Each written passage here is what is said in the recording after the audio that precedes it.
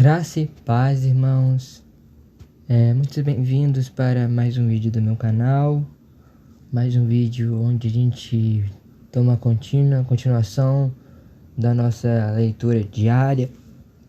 Ou voltando depois desses meses meio sumido, voltando. E, bem, confesso que eu dei uma desanimada em gravar esses vídeos. Mas sei que é propósito divino a continuar, porque além de fazer um vídeo onde eu espalho a palavra, eu prego o evangelho, eu ainda também prego para mim mesmo, também memorizo. E bem, irmãos, como vocês podem ver no último vídeo, eu falei sobre a ajuda que Pedro teve, que resumidamente Pedro ele foi preso para ser morto por Herodes, só que ele é liberto por um anjo, e Herodes futuramente acontece algo, e é o que vamos ler. Como eu faltei bastante, né? Eu vou ler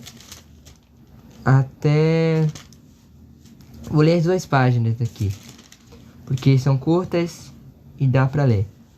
Para contextualizar, estamos lendo Atos 12. Isso, Atos 12. Tá bom, vamos vendo sobre a prisão, né, de Pedro. E agora vamos dar continuidade. A morte de Herodes. Ora, havia séria divergência entre Herodes e os habitantes de Tiro e de Sidom. Porém, estes, de comum acordo, se apresentaram a ele, e depois de alcançar o favor de Blasto, camarista do rei, pediram reconciliação, porque a sua terra se abastecia do paz do rei. Em dia designado, Herodes, vestido de traje real, assentado no trono, dirigiu-lhes a palavra, e o povo clamava: é voz de um Deus, e não de um homem. No mesmo instante, um anjo do Senhor o feriu, por ele não haver dado glória a Deus, e comido de vermes, expirou. Entretanto, a palavra do Senhor crescia e se multiplicava. Barnabé e Saulo, cumprida a sua missão, voltaram de Jerusalém, levando também consigo João, apelidado Marcos. Basicamente, uma das coisas que é mais confuso nesse texto, que as pessoas às vezes olham assim de primeiro e pensam: o quê? Herodes, ele não foi morto necessariamente por não ter dado glória a Deus. Então logo Deus é alguém malvado, se eu não dar glória a Deus por todas as coisas, ele vai me matar. Não, aqui Herodes, ele já estava pré-determinado a morrer, porque ele já estava fazendo muita cagada, e o povo também era mau, e Deus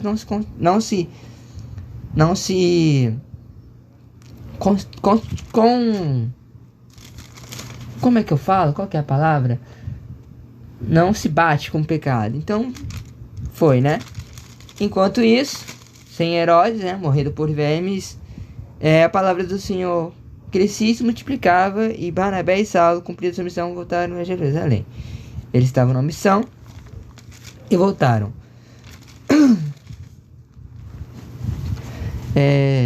Barnabé e Saulo, a primeira viagem missionária. Havia na igreja de Antioquia profetas e mestres: Barnabé, Simeão, por sobrenome Níger, Lúcio de Cirene,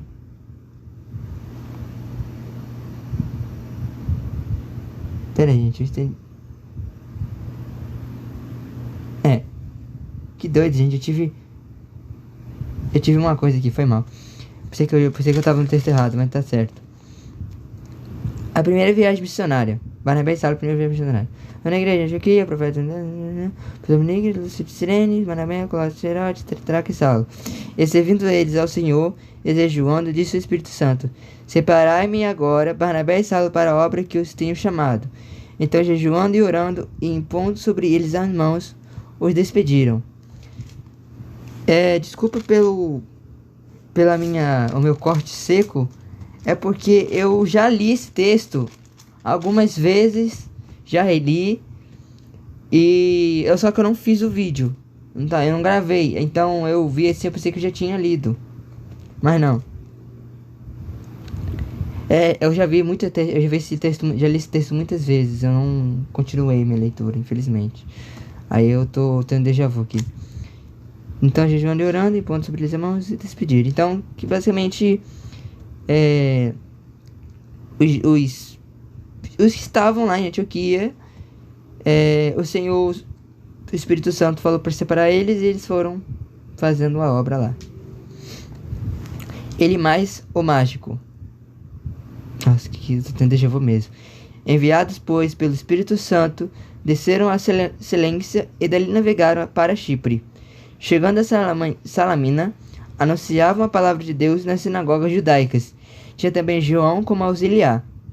Havendo atravessado toda a ilha até Pafos, encontraram certo judeu, mágico, falso profeta de nome Barsejus, o qual estava com o procônsul Sérgio. Paulo, que era homem inteligente, este tendo chamado Barnabé e Saulo, diligenciava para ouvir a palavra de Deus. Mas opunha-se-lhes ele mais, o mágico, porque assim se interpreta seu nome. Procurava afastar da fé o procônsul. Todavia, Saulo, também chamado Paulo, cheio do Espírito Santo, fixando nele os olhos, disse: Ó filho do diabo, cheio de todo engano e de toda malícia, inimigo de toda justiça, não cessará de perverter os retos caminhos do Senhor? Pois agora eis está sobre ti a mão do Senhor, e ficarás cego, não vendo o sol por algum tempo. No mesmo instante caiu sobre ele névoa e escuridade, e andando à roda procurava quem o guiasse pela mão. Então o procônsul, vendo o que sucedeu, creu maravilhado com a doutrina do Senhor. Novamente, o texto é autoexplicativo. É o bom de Atos que ele autoexplica. Mas o que acontece aqui é que eles chegaram, né, até onde eles tinham que ir, na Salamina, e eles estavam pregando nas sinagogas judaicas. Então, um estava interessado, que é o procônsul, e o outro estava atrapalhando, que é o Elimais. Então, logo, Paulo, né, que estava cheio do Espírito Santo, repreendeu o diabo, né, que estava fazendo isso, estava tentando afastar o procônsul da palavra. Ele ficou cego e o procônsul realmente creu que era a doutrina do Senhor. Continuando. João Marcos volta a Jerusalém. Navegando de Pafos, Paulo e seus companheiros dirigiam-se a Perge da Panfilha. João, porém, apartando-se deles, voltou para Jerusalém.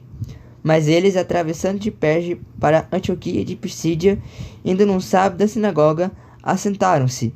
Depois da leitura da lei e dos profetas, os chefes da sinagoga mandaram dizer-lhes: Irmãos, se tendes alguma palavra a exortação para o povo, dizias. Autoexplicativo, mas esse finalzinho vai fazer sentido com o que vai ser logo em seguida. Depois da leitura da lei dos profetas, os chefes da sinagoga mandaram dizer eles: Irmãos, se tem alguma palavra de exortação para o povo, dizias. Então, Paulo, que já estava lá, faz o seu testemunho. Paulo, levantando-se, fazendo com a mão o sinal de silêncio, disse-lhes: Varões israelitas, e vós outros que também temeis a Deus, ouvi. O Deus deste povo de Israel escolheu nossos pais e exaltou o povo durante sua peregrinação, foi mal, gente, tô com a garganta presa, na terra do Egito, de onde os tirou com braço poderoso, e suportou-lhes os maus costumes por cerca de 40 anos no deserto, e havendo destruído 7 nações na terra de Canaã, deu-lhes essa terra por herança, vencidos cerca de 450 anos, depois disso lhe deu juízes, até o profeta Samuel. Então Samuel foi o último profeta. Então eles pediram um rei, e Deus lhe deparou Saul, filho de Quis, da tribo de Benjamim, e isto pelo espaço de 40 anos. E tendo tirado a este, levantou-lhes o rei Davi, do qual também, dando este testemunho, disse: Achei Davi, filho de Jessé, homem segundo o meu coração, que fará toda a minha vontade. Da descendência desses, conforme a promessa, trouxe Deus a Israel o Salvador, que é Jesus. Havendo João primeiro pregado a todo o povo de Israel, antes da manifestação dele, batismo de arrependimento. Mas ao completar João a sua carreira, disse: Não sou eu quem supondes, mas após mim vem aquele cujos pés não sou digno de desatar as sandálias. Fazendo referência a José. É José, né? Acho que é José. A cabeça tá meio confusa, mas é aquele que a sarça pegou fogo e ele... enfim. Irmãos, descendência de Abraão, e vós outros que temeis a Deus, a nós foi enviada a palavra desta salvação, os discípulos. Pois os que habitavam em Jerusalém e as suas autoridades, não conhecendo Jesus, nem os ensinos dos profetas que leem todos os sábados, quando os condenaram, cumpriram as profecias. E embora não achasse nenhuma causa de morte, pediram a Pilatos que ele fosse morto. Depois de cumprirem tudo o que a respeito dele estava escrito, tirando-o do madeireiro, puseram-no em um túmulo. Mas Deus o ressuscitou dentre os mortos, e foi visto muitos dias pelos que, com ele, subiram da Galiléia para Jerusalém, os quais são agora suas testemunhas perante o povo. Nós vos anunciamos o evangelho da promessa feita a nossos pais, como Deus a cumpriu plenamente a nós, seus filhos, ressuscitando a Jesus, como também está escrito no Salmo 2: Tu és meu filho, eu hoje te gerei, e que Deus o ressuscitou dentre os mortos, para que jamais voltasse à corrupção.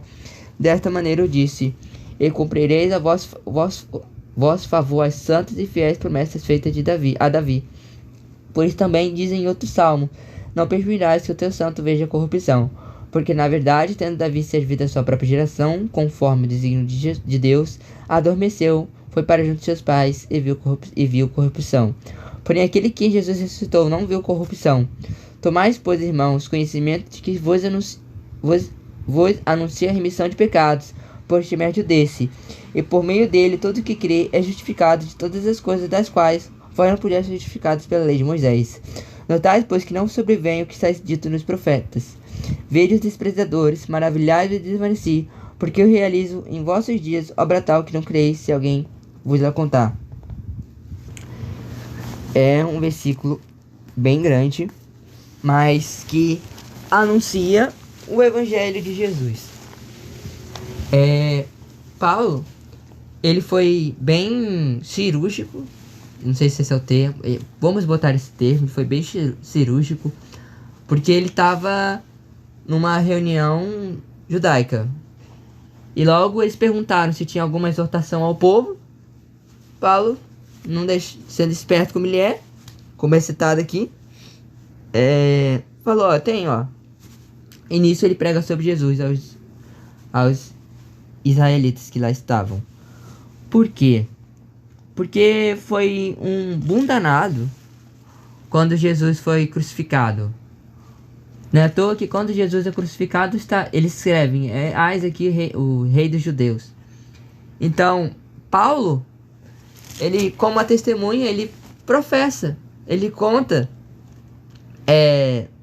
a soberania de Deus sobre o povo de Israel, fala sobre o deserto, fala sobre as dificuldades e ataca exatamente no ídolos deles, os israelitas na época, que no caso era Davi, que foi alguém muito sábio, que foi usado por Deus. E justamente, cara, quando Jesus é acusado, eles fazem uma sacanagem. Falam que Jesus veio para fazer confusão, como eu diria, se opor à lei de Davi, o que é completamente uma mentira, porque o texto deixa bem claro que a vinda de Jesus só comprova ainda mais o que os salmos de Davi, toda a profecia que se leva a Jesus. Não é à toa que toda a Bíblia leva a Jesus.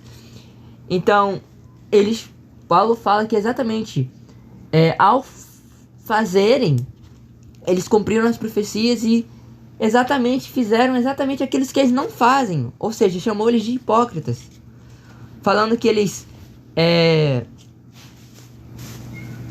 deixa eu achar aqui. pois os que habitavam em Jerusalém e as autoridades, não conhecendo Jesus, nem os ensinos dos profetas que leem todos os sábados, quando condenaram cumprindo as profecias. Então, eles condenaram exatamente o que eles faziam todos os dias. Então, chamou eles de hipócritas. E isso também dá um alerta para nós, de a gente buscar também ser bem coerente com a Bíblia, não tentar errar, porque não ser como eles também, né? E também fala sobre como Jesus não viu a corrupção, que no caso a corrupção que eu entendo no texto é a morte, ou seja, Davi viu a corrupção, então ele morreu, mas Jesus não morreu, e exatamente por Jesus ter ressuscitado, mostra que ele é Deus, e por meio dele que há remissão de pecado, e nele somos justificados, somos justos, somos purificados de algo que nem a lei de Moisés poderia justificar. E no final fala sobre que não se sobrevém a nós o que está escrito, que chegará um tempo que as coisas que ocorrem, a Bíblia no caso, essas escrituras, seria meio que desprezada. E realmente acontece, às vezes você falar pra alguém, pô, Jesus andando mal, cara, não, você tá doido, a ciência é top. E é isso, gente, basicamente. O texto é bem claro nas palavras. E, se eu não me engano, eu acho que é exatamente tudo isso que eu poderia falar. Tô pensando se tem alguma coisa na cabeça, porque eu já li esse texto umas 3 vezes já e vou esquecendo ao longo do tempo, vou formulando, mas acho que é tudo isso que o texto pode passar. Qualquer coisa, qualquer contextualização, os comentários estão abertos sempre. Mas vamos continuar. Após esse sermão, que Paulo, não é sermão, é testemunho, Paulo dá, ao saírem eles, rogaram-lhes que no sábado seguinte lhe falassem essas mesmas palavras. Despedida a sinagoga, muitos dos judeus e os proselitos piedosos seguiram Paulo e Barnabé, e estes falando persuadiam a perseverar na graça de Deus. Ou seja, pela graça que somos salvos, pela fé que somos salvos. Que a graça que não vem de nós, que vem de Jesus, que morreu na cruz para nos salvar. Paulo e Barnabé vão para os gentios. É um texto bem longo, mas vamos ler para finalmente encerrar esse ciclo, pelo menos para mim. No sábado seguinte, aflui quase toda a cidade para ouvir a palavra de Deus. Mas os judeus, vendo as multidões, tomaram-se de inveja e, blasfemando, contradiziam o que Paulo falava. Então Paulo e Barnabé, falando ousadamente, disseram: Cumpria que a vós outros, em primeiro lugar, fosse pregada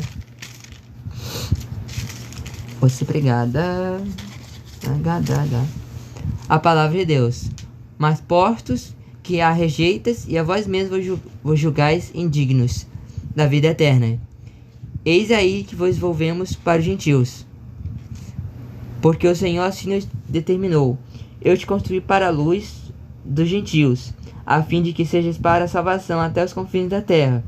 Os gentios, ouvindo isso, regozijavam-se e glorificavam a Deus, glorificavam a palavra do Senhor, e creram todos os que haviam sido destinados para a vida eterna. E divulgavam-se a palavra do Senhor por toda aquela região. Mas os judeus instigaram as mulheres piedosas de alta posição e os principais da cidade, e levantaram perseguição contra Paulo e Barnabé, expulsando do seu território. E estes sacudiam contra aqueles o pó dos pés, partindo para Icônio. E os discípulos, porém, transbordavam de alegria e do Espírito Santo. Esse finalzinho, ainda vou falar, mas o que acontecia? Jesus, ele veio para os seus, os judeus. Só que os seus, mesmo com a palavra, mesmo tendo todo o intelecto, todo o contexto que, por exemplo, o gentil não tinha, eles rejeitaram a Jesus. Logo, Deus, já sabendo que eles iam rejeitar Jesus. O plano de Deus não foi para salvar apenas os judeus, mas salvar todos aqueles que nele crê, incluindo os gentios. E os discípulos, eles foram informados através da visão de Pedro, se eu não me engano, sobre o lençol que ia acolher todos. E é exatamente isso que acontece, onde ao Paulo e Barnabé pregando, os judeus ficaram com inveja e estavam contradizendo. E logo Paulo falando, se vocês não querem, tem gente querendo. Então, os gentios, por saberem que estavam nos planos de Deus, estavam salvos, se glorificaram e divulgaram a palavra. Porque naquela época os gentios, eles não eram tão focados, eles não tinham tanta palavra. Então realmente, como atualmente, até hoje, é um privilégio saber que a gente, mesmo tendo nada a ver muitas vezes, a gente é salvo pela graça, não mediante a voz, mas não de Deus. E isso é bom, sinceramente.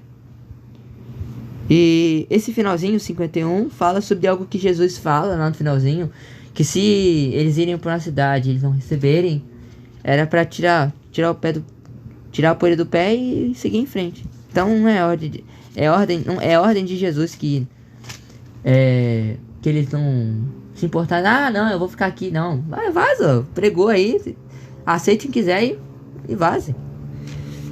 E é isso, gente. Encerra todo 12. Encerra todo 13. E simplesmente eu estou feliz como os discípulos ficaram aqui no finalzinho. Porque agora, já cortando o finalzinho, eu tô bem feliz que eu consegui terminar essa parte.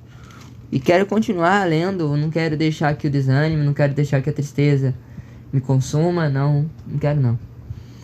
Agradeço a Deus porque um mês passado, foi meu aniversário. Então foi uma conquista muito grande. Por que você não postou nada aqui e tal? Porque eu não quis, sinceramente. Mas foi uma grande bênção saber que 17 anos me converti com os 15 e quero continuar, sabe? Quero continuar. Foi muita derrota, foi muito amadurecimento até aqui e quero permanecer na fé. E quero continuar com o canal também, mesmo que às vezes eu desanime. E agradeço muito a Deus, sinceramente, porque hoje ele já me usou muito, hoje ele já me usou e eu quero ser usado por ele eternamente. Porque sei que o Senhor me deu algo que eu não merecia, que é a graça. Por nada eu podia merecer e ele me salva, me perdoa e sempre tá aqui por qualquer coisa. Em breve encerro meu ano também. O segundo ano foi muito bom, o primeiro foi muito bom. Pensei que as coisas não iam dar certo, mas Deus é soberano e é isso, gente. Que a graça esteja com todos. Obrigado por acompanharem. E é isso. Que Deus abençoe todos. Amém.